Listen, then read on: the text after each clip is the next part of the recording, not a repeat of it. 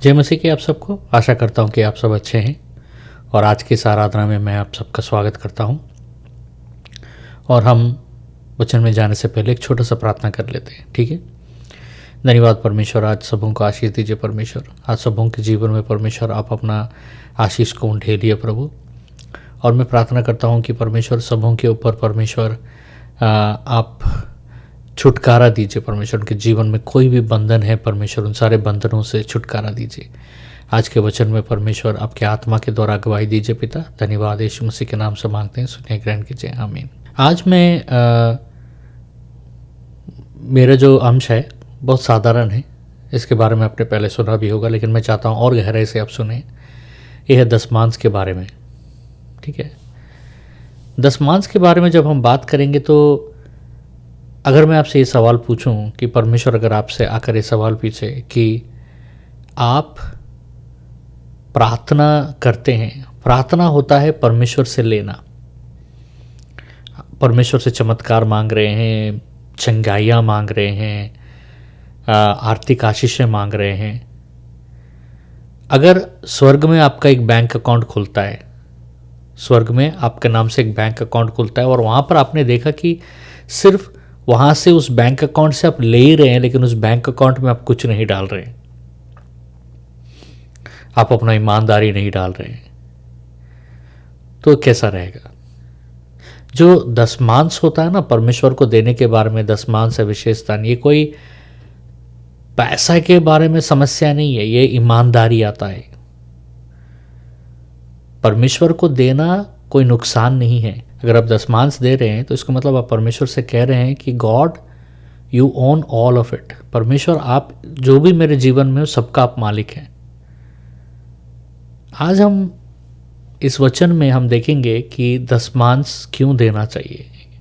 10वां हिस्सा अपने कमाई का, अपने खान पान का, आपका राशन का, या आपके खेतों में पनपने वाला फल, इसमें से दशमांश क्यों देना चाहिए, आज इसके बारे में हम थोड़ा सा बात करेंगे, ठीक है। ये जो दशमांश है, कोई भी निबंध और कानून आने से पहले से दिया जा रहा था। ये एक वाचा है ईमानदारी का, ठीक है। दशमांश जो है एक वाचा है ईमानदारी का। उत्पत्ति ग्रंथ का 14 अध्याय का 20वां वचन में जब हम देखते हैं, और उसने उसकी सब चीज़ों में से दशमांश दिया। किसके बारे में बात हो रहा है? अब्राहम के बारे में बात हो रहा है। ये इज़राइल के आने का पहले, मूसा के आने का पहले, 10 आज्ञा आने का पहले, 10 आज्ञा परमेश्वर ने पत्थर के ऊपर लिखने से पहले, कोई भी कहीं पर भी लिखा गया कि दशमांश देना है, उसके पहले अब्राहम ने अपना दशमांश मेल्कीसेदक को दिया। क्यों दिया? क्योंकि अब्राहम परमेश्वर को अपना दशमांश देकर अपने 90% में परमेश्वर को अपना हिस्सेदार बनाना चाहता था। अब्राहम ने मेल्कीसेदक को देखा। मेल्कीसेदक यीशु मसीह का प्रतिरूप है, जो महायाजक है, और तुरंत उसने दशमांश दे दिया। क्यों?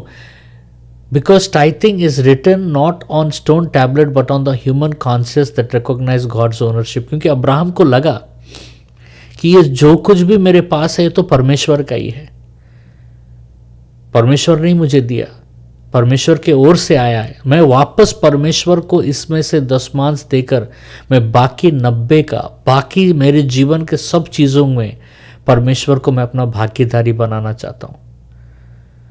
सोचिए आपके पास कंपनी है और आप कंपनी बोल रहे कि इसमें से 10% हिस्सा तुम्हारा है। इसका मतलब वो कंपनी का 10% हिस्सा, मतलब उस कंपनी के साथ आप भागीदारी बना रहे हैं। एक व्यक्ति उस व्यक्ति के साथ कम भागीदारी बना रहे। इसलिए उत्पत्ति ग्रंथ का 28 का 22 में लिखा है, और जो कुछ तू मुझे देगा उसका दशमांश मैं तुझे अवश्य दूंगा। ये याकूब कह रहा है। क्यों देगा?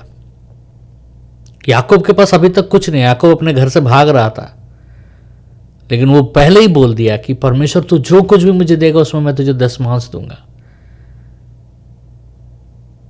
क्योंकि वो जानता है आशीष को कैसे कायम रखा जाना है, आशीष को कैसे बचाना है।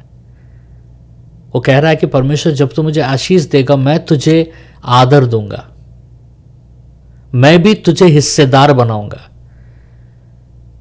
इसका मतलब ये पता चलता है कि जो दशमांश है वो दशमांश हमारे बहुधायत में से नहीं, हमें तब देना है जब हमारे पास कुछ भी नहीं है। हमें परमेश्वर को दशमांश देने का हृदय रखना है। दशमांश जो होता है वो एक ईमानदारी को दर्शाता है, इट इज एन ओबीडियंस। दशमांश जो है वो इज़राइल से भी पुराना है, 10 आज्ञा से भी पुराना है, सिनाई पर्वत से भी पुराना है।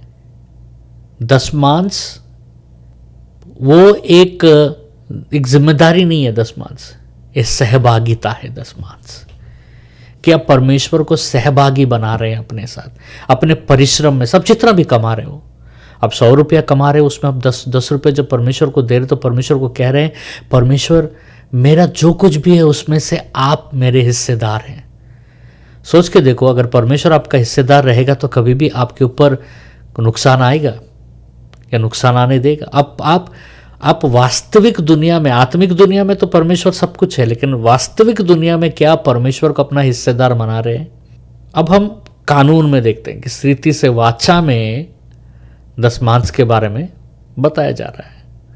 मलाकी का 3:10 में ऐसा लिखा है, सब दशमांश भंडार में ले आओ। ध्यान दीजिए, सब दशमांश मतलब तुम्हारे जीवन में सब में से दशमांश भंडार में ले आओ ताकि मेरे भवन में भोजन हो, ताकि मेरे भवन में भोजन हो। जब परमेश्वर ने इज़राइल को वाचा दिया, उस वाचे में परमेश्वर ने दशमांश को आज्ञा भी उसने रखा। उसने कहा कि दशमांश देना जरूरी है, 10वां हिस्सा परमेश्वर को देना जरूरी है। क्यों? क्योंकि एक वाचा का निबंध को, अनुष्ठान को पालन करने के लिए दशमांश दिया गया।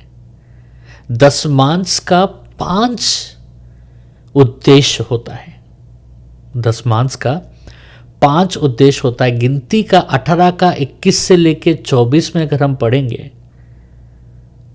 तो इससे हम देखते हैं कि लेवियों को, लेवी गोत्र को चलाने के लिए, ठीक है। उसके बाद गिनती 18 का 26 और नेहम्याह 10 का 37 में अगर हम पढ़ेंगे, दशमांश जो इज़राइल देगा उससे परमेश्वर के दासों का घर चलेगा, उनके घर में भोजन आएगा,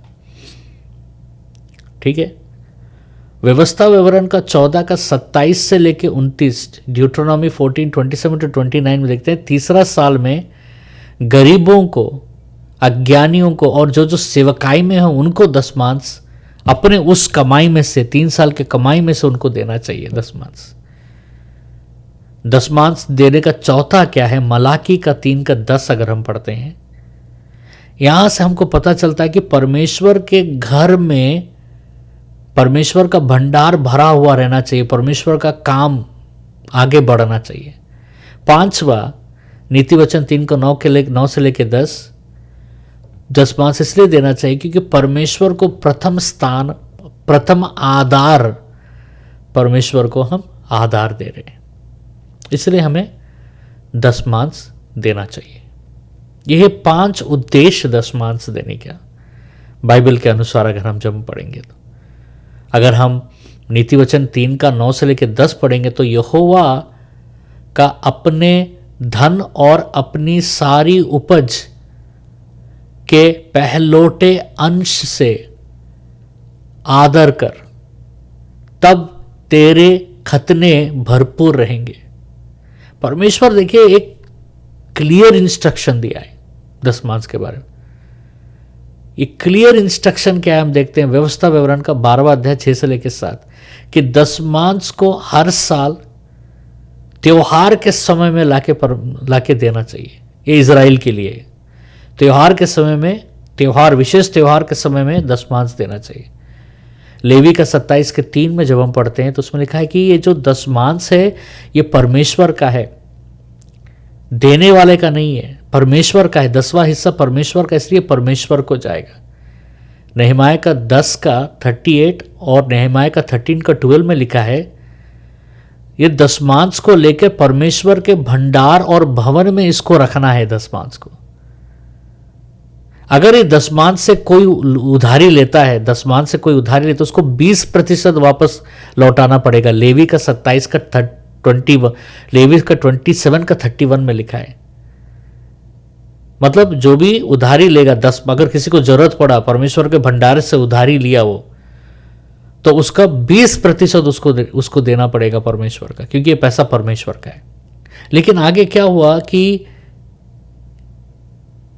आगे जाके हम पढ़ते हैं कि ये जो वाचा में दशमांश के द्वारा परमेश्वर अपने पूरे इकोनॉमी को चला रहा है, ताकि परमेश्वर के घर में, परमेश्वर के दासों के जीवन में, गरीबों के जीवन में कोई कमी ना हो। और ये जा नहीं रहा है, क्योंकि ये दशमांश देने के बाद परमेश्वर कह रहा है मैं वापस तेरे भंडारों को आशीष करूंगा, तेरे परिवार को आशीष करूंगा, तेरे बच्चों को आशीष करूंगा। क्योंकि लेवी यानी याजक लोग जो परमेश्वर की सेवा करते हैं, उनको परमेश्वर ने कोई काम नहीं सौंपा। उनका काम यही है कि परमेश्वर का काम करना, और उनको परमेश्वर ने कोई संपत्ति नहीं दिया। सारा संपत्ति जो भी उनका है वो परमेश्वर का है, ठीक है। तो उनका घर कैसे चलेगा? उनका घर ये दशमांश के द्वारा। परमेश्वर का मंदिर है, मंदिर में बहुत सारी जिम्मेदारियां होती है। करंट का खर्चा होता है, मंदिर में बहुत कुछ चीज़ें लगती हैं। करंट ही नहीं, बहुत कुछ चीज़ें लगती हैं। वो सब कहाँ से आएगा? वो सब कहाँ से आएगा? चर्च में पैसा, वो है दशमांश से। कि जब दशमांश भंडार में लाया जाए तो भंडार के सारे कार्यों को, मंदिर के सारे कार्यक्रमों को पूरा किया जा सकता है उस पैसे से। समझ रहे? मत्ती का 23 में लिखा है, हाय तुम पर, तुम पुदीना, सौंफ और जीरे का दशमांश देते हो और व्यवस्था की भारी बातों को छोड़ दिया है। इनको करना चाहिए था और उनको न छोड़ना।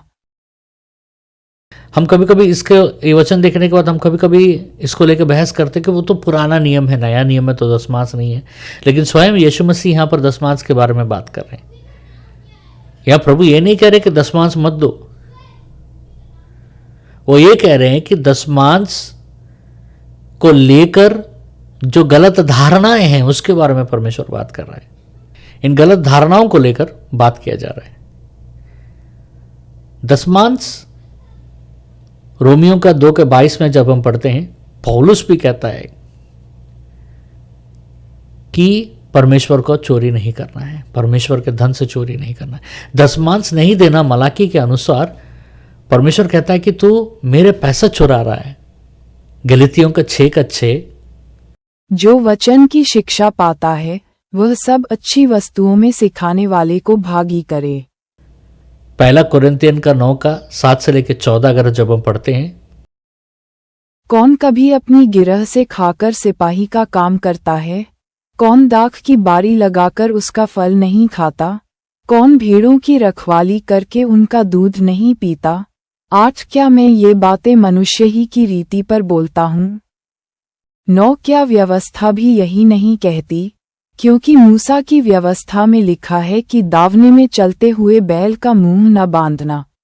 क्या परमेश्वर बैलों ही की चिंता करता है? या विशेष करके हमारे लिए कहता है? 10 हाँ, हमारे लिए ही लिखा गया, क्योंकि उचित है कि जोतने वाला आशा से जोते और दावने वाला भागी होने की आशा से दावनी करे। 11 जबकि हमने तुम्हारे लिए आत्मिक वस्तुएं बोई, तो क्या ये कोई बड़ी बात है कि तुम्हारी शारीरिक वस्तुओं की फसल काटें? 12 जब औरों का तुम पर यह अधिकार है, तो क्या हमारा इससे अधिक न होगा? परंतु हम यह अधिकार काम में नहीं लाए, परंतु सब कुछ सहते हैं। कि हमारे द्वारा मसीह के सुसमाचार की कुछ रोक न हो। 13 क्या तुम नहीं जानते कि जो पवित्र वस्तुओं की सेवा करते हैं वे मंदिर में से खाते हैं, और जो वेदी की सेवा करते हैं वे वेदी के साथ भागी होते हैं। 14 इसी रीति से प्रभु ने भी ठहराया कि जो लोग सुसमाचार सुनाते हैं उनकी जीविका सुसमाचार से हो। तो उसमें देखते हैं कि ये तो दशमांश है वो सेवक लोगों के यात्रा के लिए, उनके सेवकाई के लिए। बहुत सारे सेवक लोग दूर दूर में जाते हैं प्रभु का काम करने के लिए, उनके आने जाने के लिए, उनके रहन सहन के लिए। कलीशा को उनको अपने दशमांश से सपोर्ट भेजा करता था। पहला कोरिन्थियन 16:2 में, सप्ताह के पहले दिन तुम में से हर एक अपनी आमदनी के अनुसार कुछ अपने पास रख छोड़ा करे, कि मेरे आने पर चंदा न करना पड़े। लिखा गया है कि परमेश्वर के उद्देश्यों को पूरा करने के लिए हम लोग को दशमांश और विशेष दान देना चाहिए। परमेश्वर का उद्देश्य क्या है? उनके राज्य को बढ़ाना। जो सेवक प्रभु के राज्य बढ़ाने के लिए जा रहा है और आप उसको दशमांश दे रहे हैं, तो आप उसके साथ एकमत हो रहे हैं परमेश्वर के काम को आगे बढ़ाने के लिए। आप नहीं जा रहे हैं, लेकिन आपका दशमांश, आपका पैसा, विशेष दान जा रहा है वहां पर प्रभु के काम को बढ़ाने के लिए, और वो आशीष आपके जीवन में भी आएगा। वहां पर अगर एक आत्मा अगर पाए, कोई छुटकारा पाए। पहला कोरिन्थियन 9:14 में लिखा है, इसी रीति से प्रभु ने ठहराया है कि जो सुसमाचार सुनते हैं वो सुसमाचार से जीवन निर्वाह करेंगे। जो सुसमाचार प्रचार कर रहे हैं, वो सुसमाचार जो सुन रहे हैं वो लोग सुसमाचार प्रचारक का मदद करेंगे। अगर ये फ्लो अगर रुक गया, ये बहाव अगर रुक गया, ये जो बहाव है, सुसमाचार सेवक को आप, प्रभु के दास को आप ये कर रहे हैं, फिर वो देने के बाद वहां से जो आशीष है वो आपके पास आ रहा है, अगर रुक गया बीच में, तो सोच के देखिए। इसके बारे में और मैं आगे कुछ नहीं बताऊंगा। तो ये रुकना नहीं चाहिए, क्योंकि ये लेन देन है प्रभु का राज्य में। आप दे रहे हैं और वहां से प्रभु आपको वापस दे रहा है। आप दे रहे हैं, अगर आप जिस दिन देना रोक देंगे, वो बहना रुक जाएगा, कंफ्यूजन आना शुरू होगा, वहीं पर अंधकार का काम शुरू हो जाएगा, कंफ्यूजन आना शुरू हो जाएगा। मैं ये नहीं कह रहा हूं कि नहीं दोगे तो तुम नर्क हो जाओगे, नास्ट हो जाओगे, नहीं। मैं वो बहाव के बारे में बात कर रहा हूं, वो ट्रांसफर के बारे में मैं बात कर रहा हूं आप लोगों से, समझिए। ठीक है, मैं ये आप लोगों के धन दौलत नहीं मांग रहा हूं, या मैं नहीं कह रहा हूं कि आपका धन दौलत दे दो सब दास जो कर रहे हैं, सेवक कर रहे हैं, मैं वो नहीं कह रहा हूं। पर जो भी बात यहां हो रहा है इसको लेकर प्रार्थना करो। मैं वचन का प्रमाण भी आपको दे रहा हूं। जब आप दशमांश विशेष दान देते हो तो आप परमेश्वर का आदर कर रहे हो, उसमें परमेश्वर का महिमा कर रहे हो। नीति वचन 3:9 से लेकर 10 में, यहोवा का अपने धन और अपनी सारी उपज के पहलोटे अंश से आदर कर, तब तेरे खतने भरपूर रहेंगे। परमेश्वर ये नहीं कह रहा कि तू सब दे के लुट जा। परमेश्वर कह रहा है कि तेरे खतने भरपूरी का वादा भी परमेश्वर कर रहा है। अगर तुम्हारा उद्देश्य ये है कि परमेश्वर के भंडार कभी खाली ना हो, तो तुम्हारे भंडार भी खाली ना होंगे। अगर तुम्हारा उद्देश्य है कि परमेश्वर के दास भूखे ना रहे, उनका परिवार भूखा ना रहे, तो तुम भी भूखे नहीं रहोगे।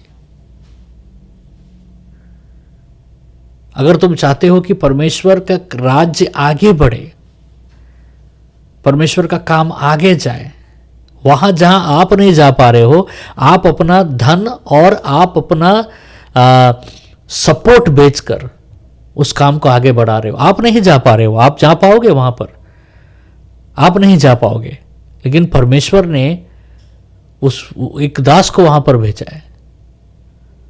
तो आप वहां जा नहीं पा रहे हो, लेकिन आप वहां तक कैसे पहुंचोगे?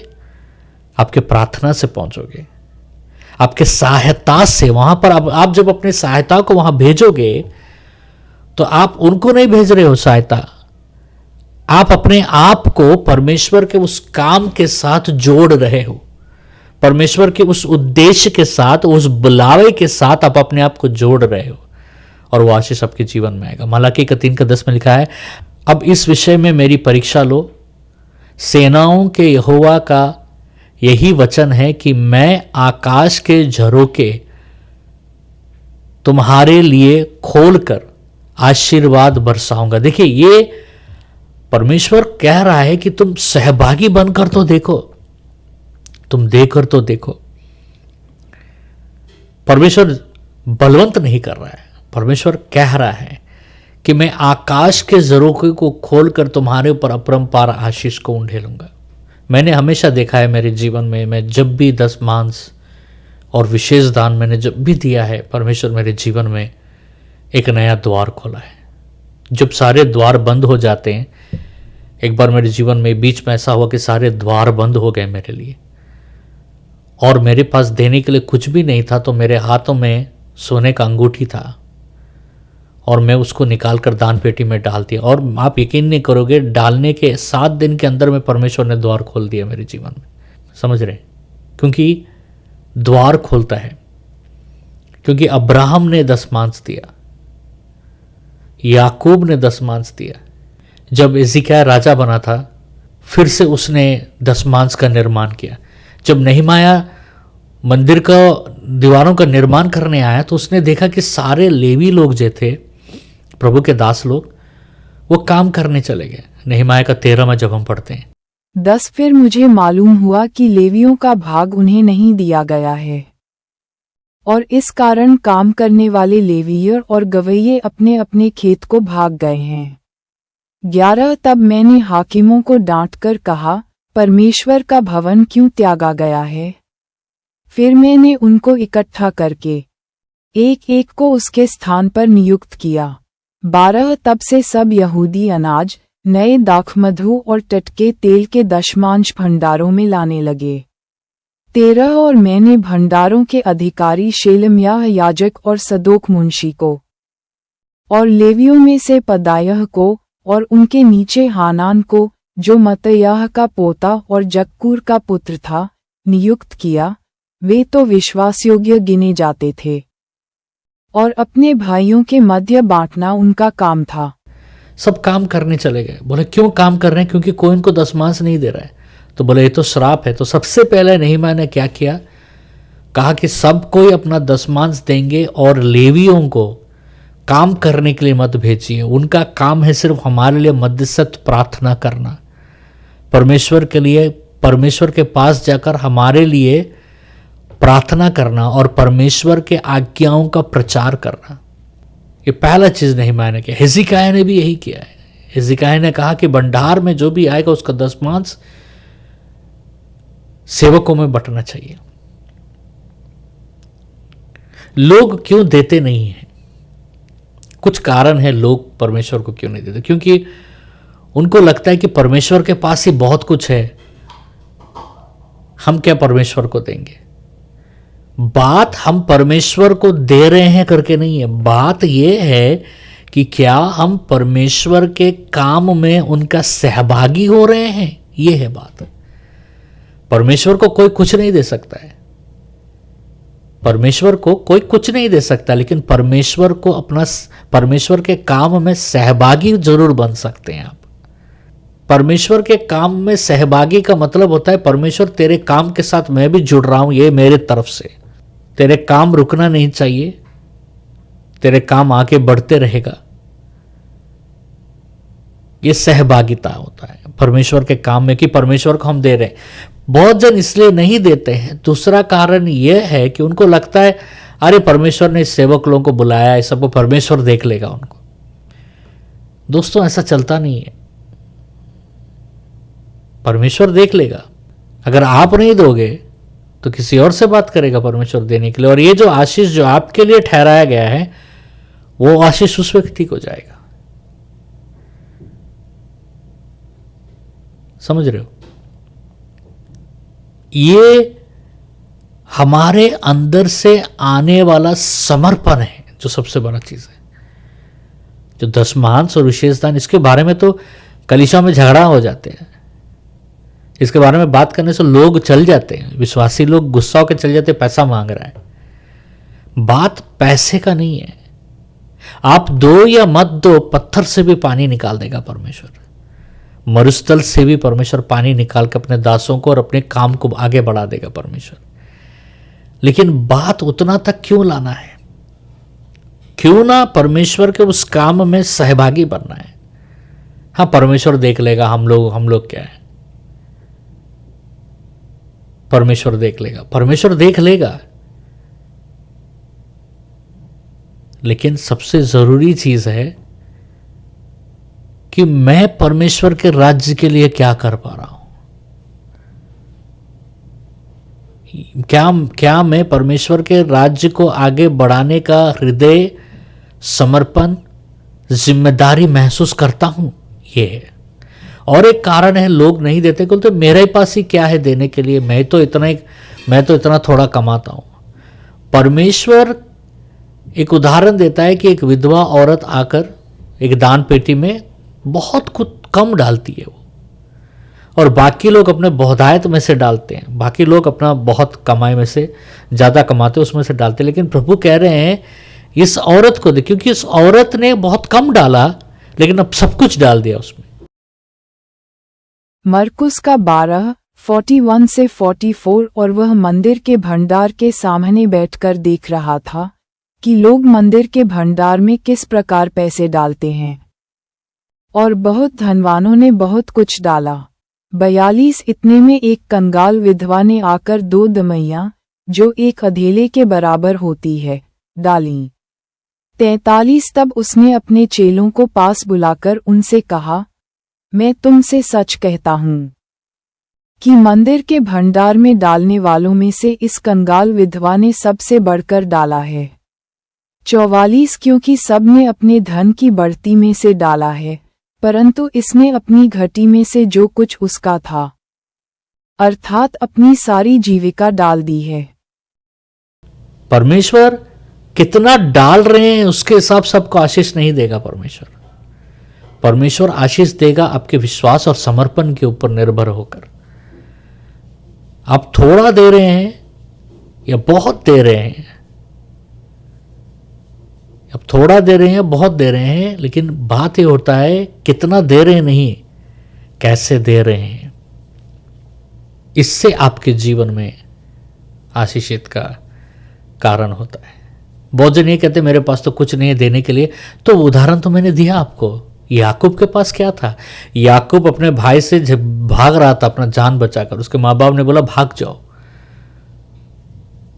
लबान के पास चले जाओ, अपने मामा के पास। वो जा रहा था और रास्ते में वो पत्थर को सिर के नीचे रखकर सोया, और वो एक दर्शन देखता है सीढ़ी का, जहाँ पर देवदूत उतर रहे हैं, चढ़ रहे हैं उस सीढ़ी से, और सीढ़ी के ऊपर में परमेश्वर का पुत्र खड़ा है। और वो तुरंत उठकर कहता है कि परमेश्वर अगर तू मुझे आशीष देगा तो मैं अपने दसमांश से सारा चीज मैं तुझे दूंगा। वो कब है? कब उसके पास कुछ भी नहीं था। उत्पत्ति 28 का 20 से 22। और याकूब ने यह मन्नत मानी कि यदि परमेश्वर मेरे संग रहकर इस यात्रा में मेरी रक्षा करे और मुझे खाने के लिए रोटी और पहनने के लिए कपड़ा दे। 21 और मैं अपने पिता के घर में कुशल क्षेम से लौटाऊं, तो यहोवा मेरा परमेश्वर ठहरेगा। 22 और यह पत्थर जिसका मैंने खंभा खड़ा किया है, परमेश्वर का भवन ठहरेगा। और जो कुछ तू मुझे दे उसका दशमांश मैं अवश्य ही तुझे दिया करूंगा। लेकिन वो प्रमाण किया, और क्या हुआ? जब वो वापस आता है 20 साल के बाद, उसी रास्ते में जहां पर वो एक समय में, वो बाइबल में वो भी कहता कि मैं लाठी लेके निकला यहां से, मेरे पास कुछ भी नहीं था, सिर्फ एक लाठी था। उत्पत्ति अध्याय 32 का 10 में लिखा है कि तूने जो काम अपनी करुणा और सच्चाई से अपने दास के साथ किए हैं, कि मैं जो अपनी छड़ी ही लेकर इस यर्दन नदी के पार उतर आया, सो अब मेरे 2 दल हो गए हैं। तेरे ऐसे ऐसे कामों में से मैं एक के भी योग्य तो नहीं हूं। लेकिन जैसा वो वापस आ रहा है उसी रास्ते से 20 साल के बाद, उसके याकूब और उसके बीबी और उसके बच्चे पीछे थे, और सामने में हजारों नौकर चाकर, भेड़ बकरियां, ऊंट सब चल रहे थे आगे। मतलब एक गांव के लोग बाहर निकल के देख रहे, भाई किसका किसका जा रहा है भेड़ बकरियां। सुबह उठ के देखा, पहला दिन ऊंट जा रहे हैं सौों के हजारों के तादाद में। फिर उसके बाद अगला दिन उठकर देखा भेड़ बकरियां जा रहे हैं, मतलब रात दिन चाह रहे हैं। तीसरा दिन उठकर देखा बकरियां नौकर चाकर जा रहे, बोला कौन है आदमी। चौथा दिन वो आदमी जा रहा है उसको पीछे पीछे। मतलब उसका इतना संपत्ति हो गया था, उसके आगे और पीछे इतने लोग जा रहे थे, इतने लोग। मतलब परमेश्वर ने उसको इतना आशीष दिया, क्योंकि उद्देश्य वहां पर बहुत जरूरी है। और एक चीज मैं बताना चाहूंगा, अगर आप 10 दोगे पर अब आप 100 कमाते हो और उसमें 10 मांस अगर परमेश्वर को दोगे तो आपका बाकी 90 आशीषित होगा। आपके पास 100 चाहिए जो बिल्कुल आशीषित नहीं है, या वो 90 चाहिए जो परमेश्वर के द्वारा आशीषित है। ये आपके ऊपर निर्णय है, आपका ऊपर निर्भर है। कभी कभी बहुत जन नहीं देने का कारण यह भी है क्योंकि उनको लगता है कि मैंने तो कई बार दिया, मेरे जीवन में कुछ नहीं हुआ। उनके लिए मैं एक ही चीज बताऊंगा, आप जब बीज बोते हो तो तुरंत अगला दिन फसल नहीं आ जाता है। ये जो परमेश्वर को देना, समर्पण, प्रार्थना, ये सब उस बीज की तरह है। समझ रहे परमेश्वर के संतान, ये उस बीज की तरह है। आप बोओगे, इंतजार करो और जरूर उसमें से फसल निकलेगा, जरूर उसमें से अंकुर निकलेगा। और जब निकलेगा तो बहुत आयता निकलेगा। मैं अपने जीवन में खुद देखा हूं, अपने जीवन में देख रहा हूं मैं, और देखता रहूंगा, क्योंकि परमेश्वर किसी का उधारी नहीं रखता है, सूद के साथ वापस कर देता है। और एक चीज है, जानना है किसको दे रहे हो। मैं उस फलाना व्यक्ति को दे रहा हूं, मैं उस फलाना मिनिस्ट्री को दे रहा हूं, उससे पहले तुम्हारे मन में परमेश्वर मैं आपके काम के लिए दे रहा हूं, आपके राज्य के लिए दे रहा हूं, मैं आपको दे रहा हूं, मैं आपके साथ इस कार्य में मैं एक सहभागी बनना चाहता हूं। और जब दो तो आनंद से दो, कंपल्शन से नहीं। अरे अभी आज वचन हुआ है देना पड़ेगा क्या, मैं नहीं दे रहा हूं। मैं आपके उद्देश्य में रख के बात नहीं कर रहा हूं। आज मुझे लगा कि मुझे इस विषय के बारे में बात करना है, इसलिए मैं बात कर रहा हूं। जब मैं वचन बोलता हूं तो आपसे भी बात करता हूं, और वही वचन मुझसे भी परमेश्वर बात करता है। देना या ना देना ये आपका निर्णय है, बोलना परमेश्वर का कर्तव्य है, चलाना मेरा काम है। बाइबल में बहुत सारे आशीषें हैं, और उसमें से आर्थिक आशीष भी सबसे बड़ा चीज है। और आर्थिक आशीष पाने का तरीका यही है,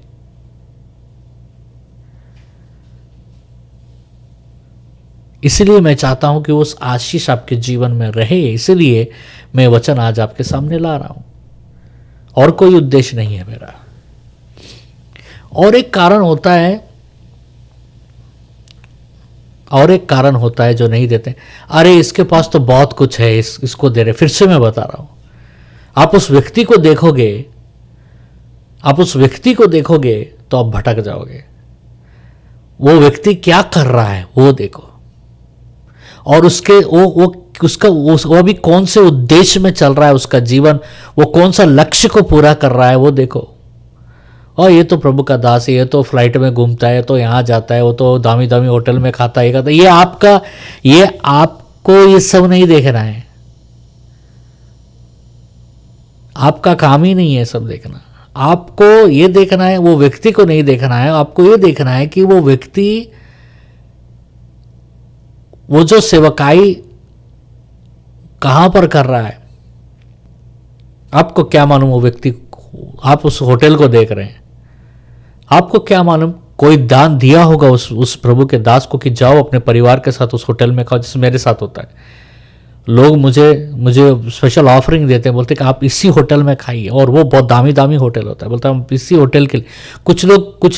कुछ लोग पैसे नहीं देते हैं, कुछ लोग उस होटल में खाने के लिए कार्ड होता है, वो कार्ड खरीद के देते हैं, गिफ्ट कार्ड बोलते हैं उसको।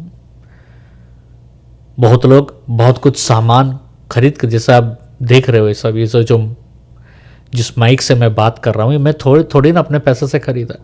मैंने प्रार्थना किया कि प्रभु मुझे एक ऐसा वाला पॉडकास्ट माइक चाहिए, कैमरा चाहिए।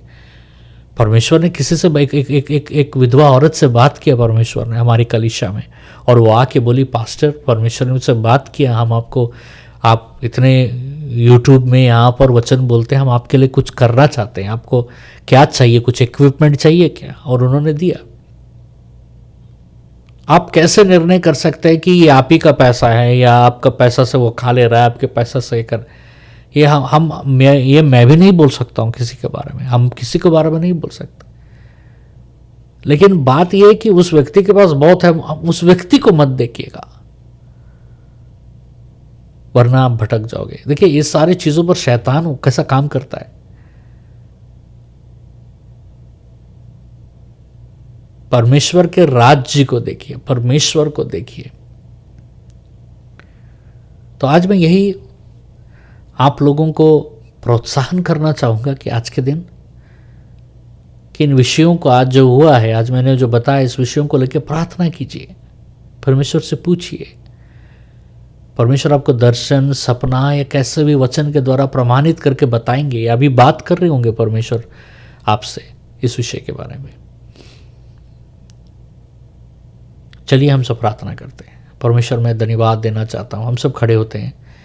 परमेश्वर मैं प्रार्थना करना चाहता हूँ आज के दिन परमेश्वर की हमारे हर एक जो सोच अगर वो गलत है तो परमेश्वर उस सोच को सही कीजिए यीशु के नाम से। परमेश्वर मैं प्रार्थना करता हूँ कि सबों के जीवन में कि प्रभु की बोने के विषय में वो हमेशा आगे रहे। परमेश्वर दान, विशेष दान, दशमांश, इन विषयों के बारे में परमेश्वर वो हमेशा आगे रहे। और परमेश्वर मैं प्रार्थना करता हूँ कि परमेश्वर उनके जीवन में परमेश्वर की कोई भी चीज़ का कमी ना हो परमेश्वर। क्योंकि परमेश्वर आप वचन में लिखा है मलाकी के 3:10 में कि आकाश के झरोकों का दशमांश, अपने सारे दशमांश मेरे भंडार में लाओ, मैं आकाश के झरोकों को खोल कर तुम्हारे पर आशीष, अपरंपार आशीष तुम्हारे ऊपर बरसाऊंगा।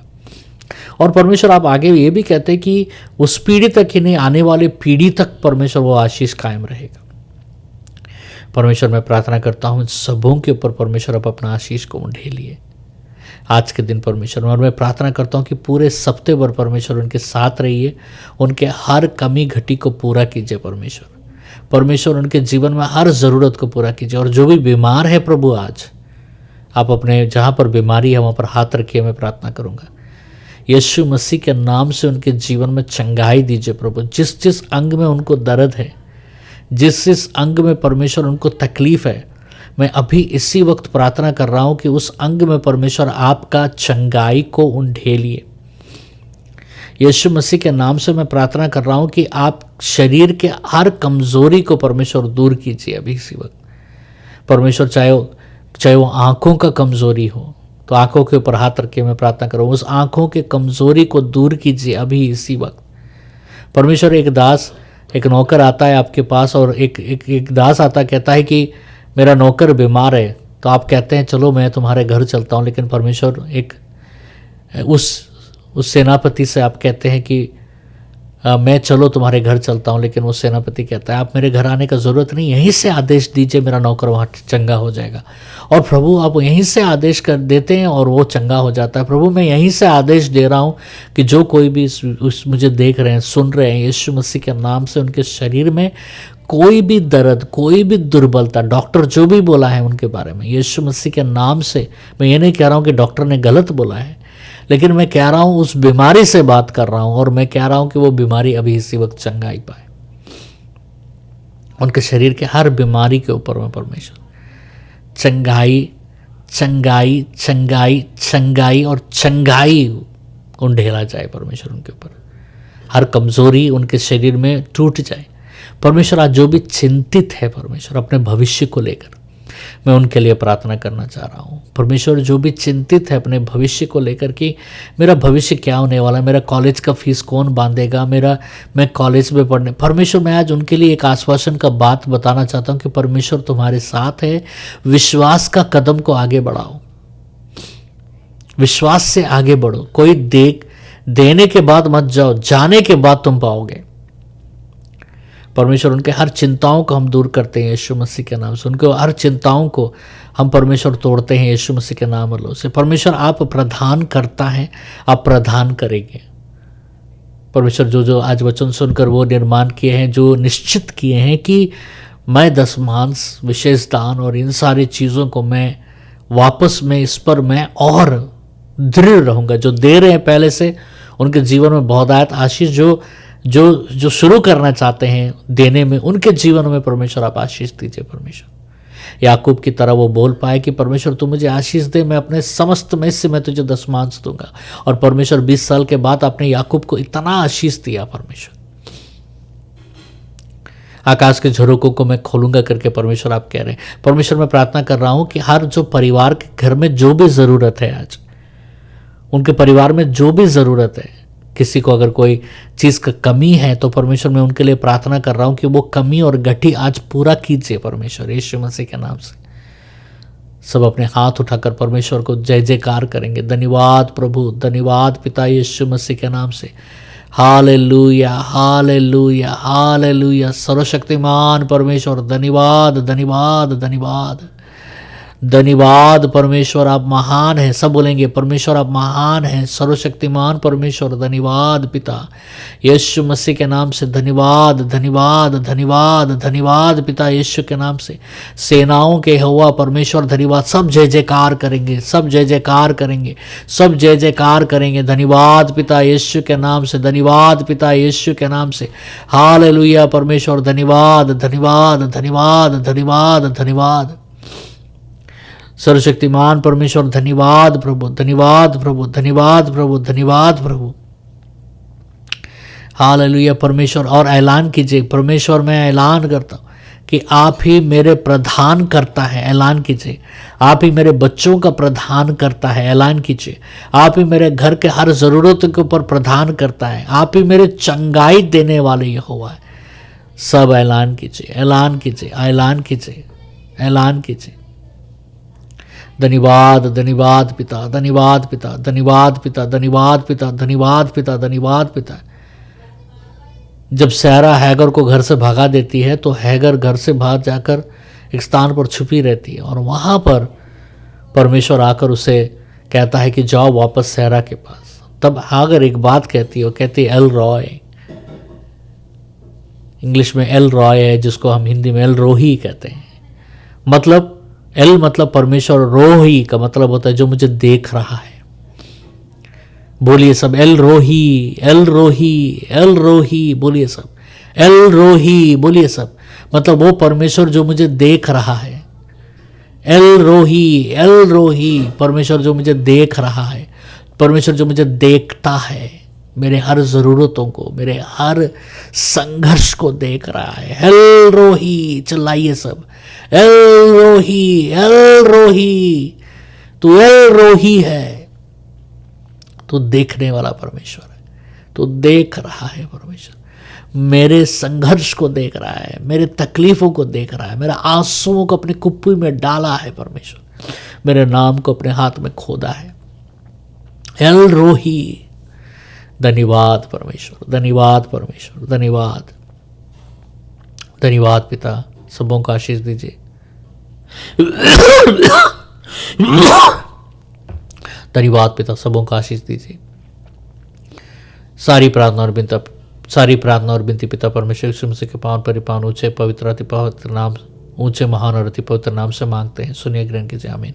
इस समस्या का अनुग्रह पिता परमेश्वर का प्यार और पवित्र आत्मा का सहभागिता सदा सर्वदा के परिवार के हर एक सदस्यों के साथ कायम रहे, आमीन। परमेश्वर जो है एल रॉय है, एल रोही, मतलब जो मुझे देख रहा है। उसके बाद हागर कहती है मैं उसको देख रही हूं जो मुझे देख रहा है। मतलब परमेश्वर हमको देखता है, हमको छोड़ नहीं दिया है। आज फिर मैं जाने से पहले एक बात बताना चाहूंगा, जुड़िए परमेश्वर के काम के साथ, जुड़िए उनके साथ जो परमेश्वर के काम कर रहे हैं, उनके साथ जुड़िए।